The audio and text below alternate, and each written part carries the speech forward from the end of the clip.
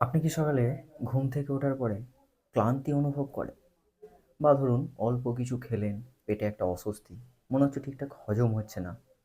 যদি হ্যাঁ হয়, তাহলে কনগ্র্যাচুলেশন।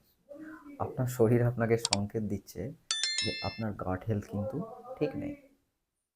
এখন এই আমাদের শরীরের 70% রোগ প্রতিরোধ ক্ষমতা কিন্তু আমাদের পেটে থাকে। এখন এই গাট হেলথকে আপনি কিভাবে ইমপ্রুভ করবেন, আজকে আমরা সেই টপিক নিয়ে আলোচনা করব। আমি ডক্টর শেখ সইফ আলী।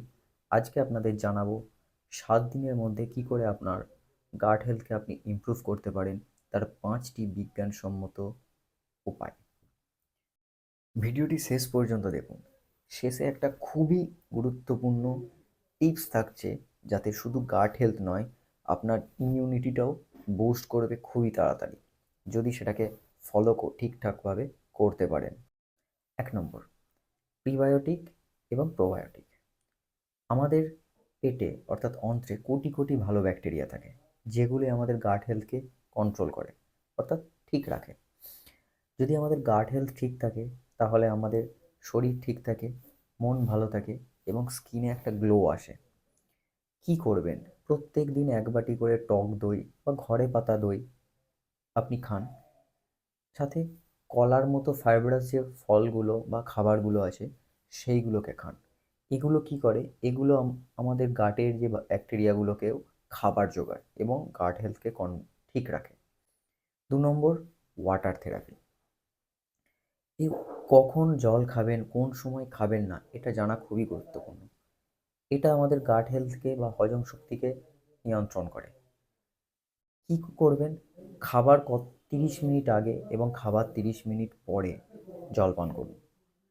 খেতে খেতে খাবার মাঝখানে জল খাবেন না। এতে কি হয়, পাচন রস যেগুলো থাকে সেটা কিন্তু ডাইলিউট হয়, অর্থাৎ পাতলা হয়ে যায়। তাতে আমাদের হজম শক্তি হ্রাস পায়। 3 নম্বর কি? মেটাবলিজমকে বুস্ট করা। এখন আমরা জানতে হবে মেটাবলিজম কি। মেটাবলিজমকে আমরা সহজ ভাষায় যদি আমরা বুঝতে পারি, যে আমাদের খাবারকে কত তাড়াতাড়ি শক্তিতে রূপান্তরিত করছে, সেটাকে আমরা মেটাবলিজম বলতে পারি।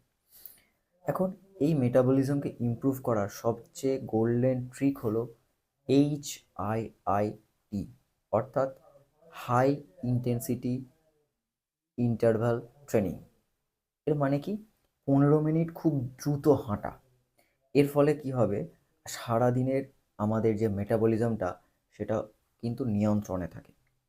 এই HIITর এর ফলে কি হয়, মাংসপেশির গঠন ঠিক থাকে, অর্থাৎ মাসলস মাসটা বাড়ে, যার ফলে শরীর যদি বিশ্রামরত অবস্থাতেও থাকে, তাহলে ক্যালোরি বার্ন করে।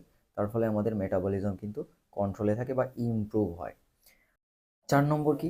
সাইলেন্ট কিলার, অর্থাৎ প্রসেসড সুগারকে অ্যাভয়েড করতে হবে। চিনি বা খুব অতিরিক্ত মিষ্টি জাতীয় খাবার কিন্তু আমাদের গাট হেলথের ভালো ব্যাকটেরিয়াগুলোকে কিন্তু নষ্ট করে। তাই এই ধরনের খাবারগুলোকে এড়িয়ে চলতে হবে। তার পরিবর্তে আপনি সাবস্টিটিউট হিসাবে কি ব্যবহার করতে পারেন? মধু বা গুড়, কিন্তু পরিমিত পরিমাণে, যেটা আপনার কিন্তু গাট হেলথকে কন্ট্রোলে রাখে। এই 5 নম্বর উপায়। 5 নম্বর উপায় আমরা কি বলবো? ঘুম। ঘুমের সাথে কিন্তু আমাদের মানে হজম শক্তির খুব বেশি সম্পর্ক আছে। আমরা যদি ঠিকঠাক ঘুমোই, তাহলে আমাদের হরমোনাল ব্যালেন্স কিন্তু ঠিক থাকে। যদি 6 থেকে 8 ঘন্টা আমাদের ঠিকঠাক ঘুম হয়, তাহলে আমাদের হরমোনাল কন্ট্রোলগুলোর জন্য কিন্তু আমাদের ওজন নিয়ন্ত্রণে থাকে এবং হজম শক্তি কিন্তু বৃদ্ধি করে।